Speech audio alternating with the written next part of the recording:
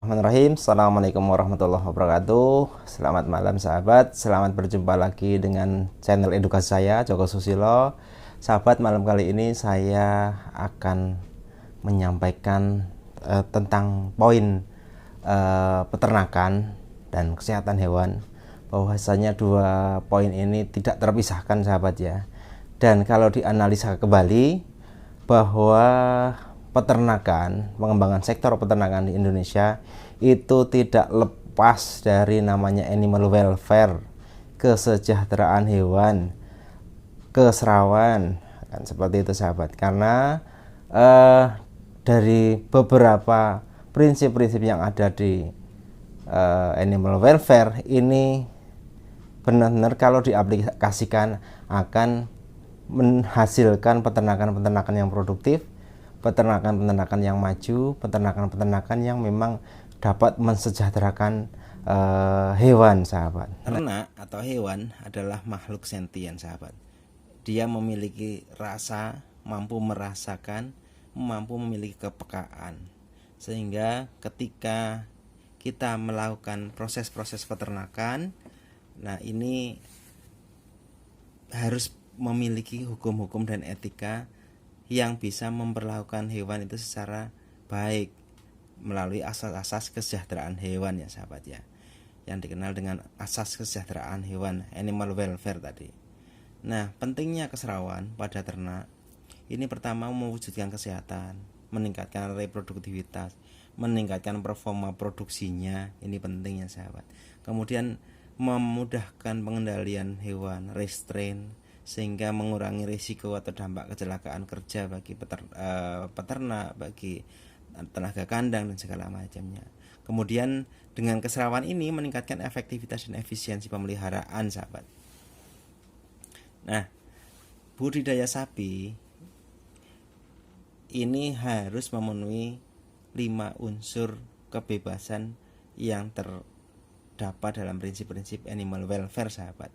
Ini prinsip yang harus dijaga karena animal welfare ketika memang dilaksanakan dengan baik akan menghasilkan peternakan-peternakan yang berkualitas, yang baik, yang memang benar-benar mempunyai performa yang sangat bagus. Apa aja yang masuk dalam 5 freedom ini? Pertama, harus bebas dari haus dan lapar. Yang kedua, bebas dari ketidaknyamanan. Yang ketiga, bebas dari rasa sakit dan penyakit. 4, bebas dari rasa takut dan tertekan. Yang kelima, bebas mengekspresikan perilaku normal. Satu persatu akan kita bahas sahabat. Apa itu bebas haus dan lapar? Kebutuhan pakan harus terpenuhi ya sahabat ya. Ya, kita kenal rumusnya bahwa budidaya sapi indukan, sapi betina itu butuh 10% berat badan untuk rumputnya. Bisa ditambah juga dengan konsentrat 1% berat badannya. Contoh, sapi berat 300 kg, dia butuh 30 kg rumput. Apabila mau ditambah dengan konsentrat, dia butuh 3 kg konsentrat. Tapi berbeda lagi untuk sapi-sapi penggemukan, untuk sapi-sapi perah nanti akan berbeda lagi hitungannya. Nah, harus seimbang sahabat ya, tidak boleh pakan ini menyebabkan rasa sakit karena adanya asidosis, atau mungkin sebaliknya adanya alkalosis sehingga terjadi gangguan pencernaan. Kemudian air minum juga harus tersedia cukup, ad libitum, bersih, tidak boleh ada cemaran ataupun kontaminasi. Nah, ini sumber-sumber rumput yang ada sekitar kita, contoh ada pakcong, ada king grass, sapi yang diintegrasikan di sawit, jerami, kemudian yang lainnya atau tebon jagung. Ini upaya-upaya untuk memenuhi kebutuhan pakannya si sapi. Nah, ini beberapa contoh gambar-gambar yang di Jawa, ngarit, ngerumput sahabat ya. Kemudian ini mereka mencukupi kebutuhannya dengan mencari rumput. Ini juga di kelompok-kelompok yang kebutuhan rumputnya dipenuhi dari ngarit, tapi ada kebutuhan pakannya yang dipenuhi dari fermentasi ya sahabat ya. Contoh-contoh pakan alternatif, jerami fermentasi, ada sapi integrasi sawit, ada produk samping dari solid sawit atau solid dekanter, kemudian ampas tempe yang bisa kita manfaatkan. Nah, ini pemeliharaan intensif, ini juga harus memperhatikan prinsip-prinsip animal welfare. Salah satunya tadi harus terpenuhi kebutuhan pakan dan minumnya, sahabat. Nah, kemudian ini contoh juga yang bagus, kandangnya bersih, rapi, kemudian nyaman, pakannya tersedia cukup sehingga sapi memiliki produktivitas, performa produksi yang bagus, sahabat ya. Nah, minum, ini kita contohnya adalah contoh yang kotor, air minumnya terlihat keruh, tidak dibersihkan secara rutin, bahkan sisa-sisa pakan masih menumpuk.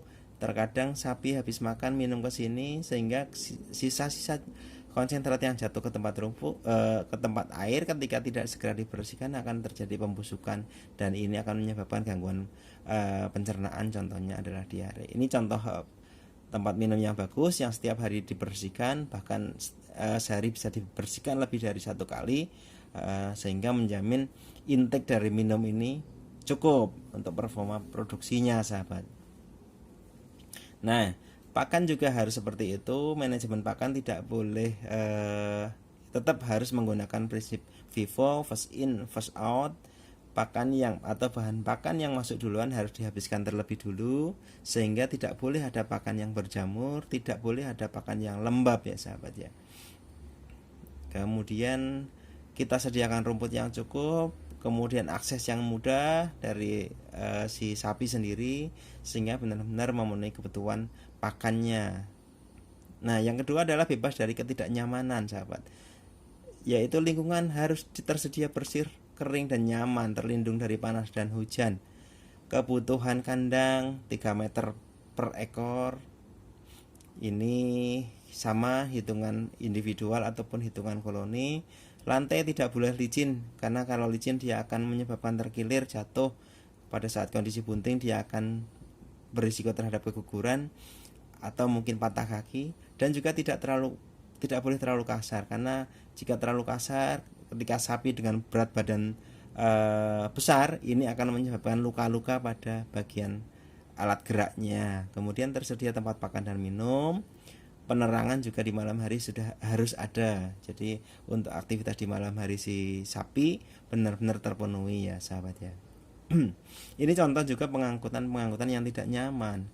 Sapi dikirim dari Jawa contohnya, kemudian naik truk dengan berdiri terus seperti ini, perjalanan contoh dikirim ke Lampung, sehingga sebenarnya ini harus dikoreksi lagi, termasuk prinsip-prinsip animal welfare ini mengalami tidak nyaman karena selama 20 jam, 24 jam mungkin bisa berdiri terus menerus, bahkan mungkin asupan minumnya, asupan pakannya ini akan berkurang ya, sahabat. Apalagi dalam kondisi malam mungkin hujan atau angin yang kencang, ini akan berakibat pada masalah-masalah kesehatan, sahabat. Ini salah satu contoh sapi yang dipelihara di kondisi kandang yang cukup padat, sehingga ketika dia duduk dia ekornya terinjek sama temennya dan kemudian patah. Ini kondisi-kondisi yang tidak nyaman, harus dihindari. Ini contoh juga kandang-kandang di peternak, tempat pakannya cukup kotor sehingga tidak menjamin kesehatannya si sapi. Ini kita lihat ada benda-benda seperti karung plastik yang mudah dijangkau oleh sapi, sehingga ketika ini termakan oleh sapi bisa menyebabkan sumbatan atau obstruksi, dan ini akan menyebabkan gangguan kesehatan juga, sahabat. Ini nggak boleh ada seperti ini. Benda-benda non pakan ini seperti tadi, tempat makan yang kotor sekali, ditumpuk terus menerus sehingga mungkin cacing, kemudian bakterial di sini juga cukup menumpuk. Ini contoh yang nyaman, bersih, setiap hari dibersihkan. Ini bisa kita contoh, sahabat ya. Kemudian yang ketiga, bebas dari sakit dan penyakit. Pasti di dalam kandang tidak boleh ada bahan-bahan non pakan, benda-benda seperti paku, kawat, plastik, sapu, sehingga nggak boleh ada. Apalagi herbisida, insektisida, ini juga nggak boleh ada. Termasuk agen-agen infeksius. Sapi harus terhindar dari agen-agen penyakit infeksius, bakteri, virus, parasit dan yang lainnya. Kemudian kita harus jaga kebersihan kandangnya, lingkungannya, peralatannya, tempat airnya, tempat pakannya harus kita bersihkan. Bahkan pemberian obat cacing harus secara periodik, secara berkala harus diberikan pada sapi-sapi yang budidaya pada induk diberikan setelah melahirkan atau sebelum perkawinan, seperti itu merupakan SOP yang harus dikerjakan. Kemudian program vaksinasi memang kalau memang diperlukan, sahabat ya. Kemudian konsultasikan ke dokter hewan ketika memang terjadi penyakit-penyakit yang serius, sahabat. Nah, ini contoh-contoh gambar yang di sebelah kiri adalah yang kurang bagus, yang di sebelah kanan yang bagus. Ini sapi kondisinya seperti ini, sakit, kemudian kurus, luka-luka di mana-mana. Ini tidak memenuhi aspek animal welfare ya, sahabat ya, dari rasa sakit atau penyakit. Nah, di sebelah kanan sudah enjoy, dia tidak ada yang sakit, badannya tidak ada luka, tidak ada injury, sehingga ini jauh lebih baik kondisinya, sahabat. Nah, sama ini kondisi tidak nyaman, kurus, mungkin identik dengan kurang makan, cacingan dan segala macamnya. Kemudian yang di sebelah kanan ini adalah kondisi-kondisi yang ideal, dia sudah nyaman, tidak ada lagi rasa sakit, tidak ada lagi penyakit, kan seperti itu. Nah, ini contoh-contoh kandang yang kurang memenuhi persyaratan, karena ini pedok kebetulan ya, sahabat. Ini batu-batunya banyak sekali sehingga berisiko terhadap kaki, berisiko terhadap kaki, bisa menyebabkan pincang, bisa menyebabkan ambruk dan segala macamnya, luka dan segala macamnya.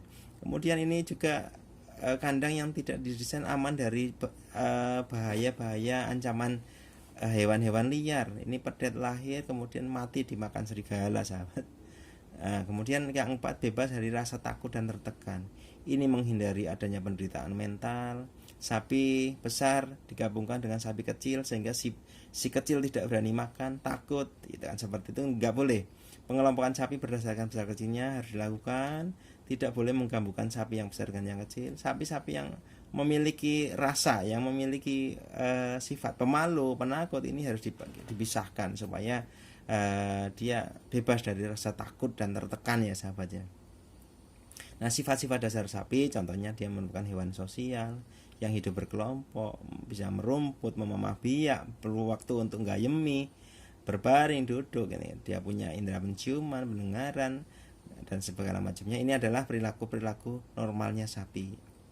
Nah, ini contoh yang tidak nyaman, sapi kondisinya kurus, kurang makan, bahkan mungkin cacingan. Dia takut dengan teman-teman yang lainnya untuk mengambil pakan.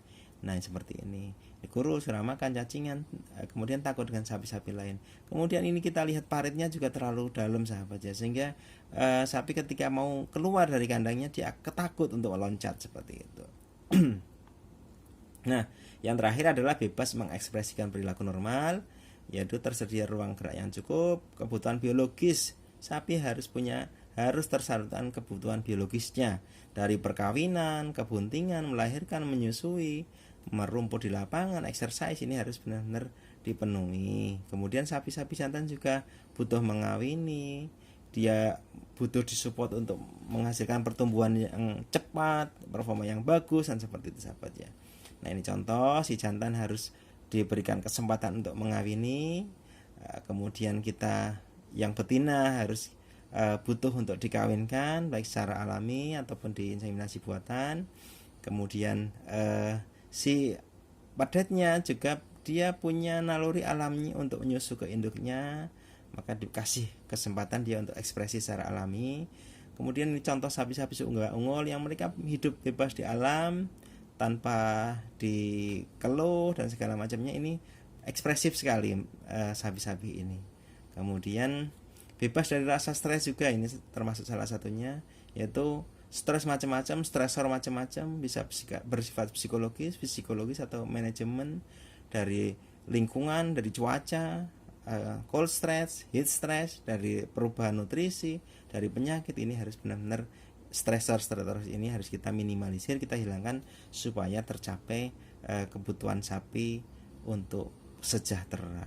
Nah, ini contoh juga Belgian Blue, dia berasal dari daerah dingin, maka kita usahakan hidupnya benar-benar sesuai dengan kondisi alam aslinya. Maka mungkin bisa disediakan AC, tempatnya yang bersih, kemudian nyaman, seperti itu ya, sahabat. Nah, ini contoh-contoh yang kurang bagus. Ini kondisinya seperti ini, BCS-nya jelek, kurang makan, ketersediaan aksesnya kurang bagus, tidak tersedia akses minum.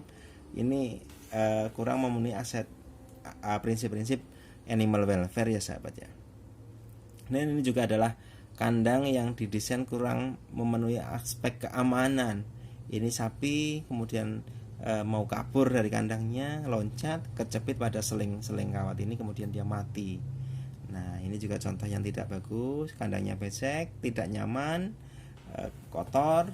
Sementara ini sebelahnya adalah contoh yang bagus, kandangnya bersih, nyaman, sehingga sapi memiliki produktivitas yang bagus, sehat. Ini contoh juga, pakan tercukupi, sirkulasinya juga bagus. Ini ekspresif, bisa lari-lari, bisa kawin, ya, bisa tercukupi kebutuhan pakan ya. Intinya sapi-sapi ini sejahtera sahabat. Ini juga sama, kandangnya bersih, kering, nyaman, cukup pakan dan minum sehingga terlihat bagus. Juga sama, bersih, kering, nyaman, cukup pakan dan minum, performanya menjadi bagus. Sama, kandangnya terdesain dengan baik, kering, nyaman, kecukupan pakan dan minum baik, performanya bagus. Ini pedet juga seperti itu, kondisinya bersih, kering, nyaman, cukup pakan dan minum sehingga performanya bagus. Nah sahabat, intinya di sektor peternakan kalau mau berkembang dengan baik, menghasilkan produktivitas yang baik, menghasilkan produk peternakan yang baik, maka animal welfare kuncinya. Prinsip-prinsip animal welfare harus diterapkan pada peternakan kita supaya benar-benar menghasilkan produktivitas yang baik. Nah, mungkin itu saja yang dapat saya sampaikan sahabat. Mudah-mudahan bermanfaat. 5 freedom benar-benar harus kita pegang di peternakan kita, di unggas, di sapi, atau di peternakan sektor yang lainnya, harus benar-benar memenuhi kaidah-kaidah prinsip animal welfare gitu. Sahabat, sekian dari saya. Terima kasih. Assalamualaikum warahmatullahi wabarakatuh.